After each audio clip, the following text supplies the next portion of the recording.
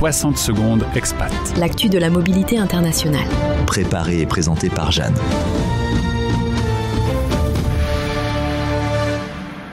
Imaginez pouvoir devenir citoyen argentin en investissant 500 000 $. Ce ne sera plus une fiction, l'Argentine lancera fin 2025 un programme de citoyenneté par investissement. Une première pour ce pays d'Amérique latine, longtemps perçu comme imprévisible sur le plan économique et politique. L'idée est simple sur le papier, attirer des expatriés fortunés ou des entrepreneurs étrangers en leur offrant un passeport, contre un engagement financier massif dans des secteurs jugés stratégiques. Tech, agriculture, tourisme ou énergie, c'est là que les capitaux devront aller. Exit les investissements immobiliers ou les simples dons, comme dans certains programmes caribéens. Ici, l'objectif est affiché, créer des emplois et relancer l'économie réelle. Ce programme s'inscrit dans le virage radical opéré par le président Javier Milei, arrivé au pouvoir fin 2023. Réforme ultralibérale, coupe budgétaire, privatisation, sa stratégie divise mais elle séduit certains investisseurs. Selon Forbes, l'inflation commence à ralentir et la confiance des marchés montre des signes de reprise. Le lancement de ce programme vise donc aussi à envoyer un signal.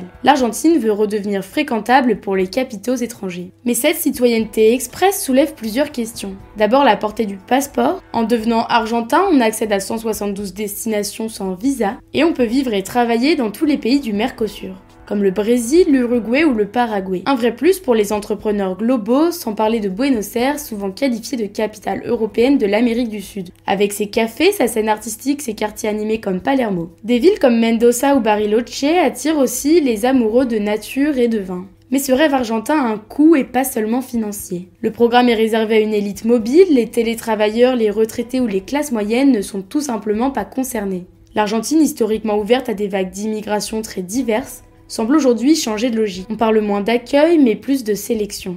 Il y a aussi une incertitude politique persistante, le pays reste instable, sujet à des virages idéologiques radicaux, et une fois la citoyenneté obtenue, elle est irréversible. Impossible de la renoncer ou de demander un remboursement. Autrement dit, ceux qui misent sur l'Argentine doivent être prêts à assumer les aléas locaux. Enfin, cette stratégie soulève une question de fond. Faut-il vendre la citoyenneté ?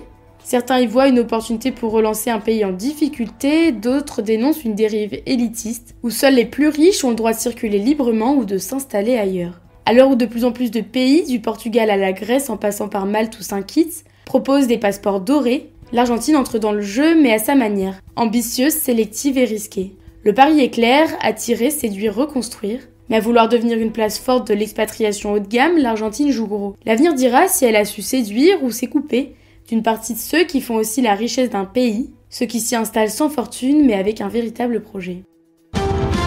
Retrouvez 60 secondes expat en podcast sur françaisdanslemonde.fr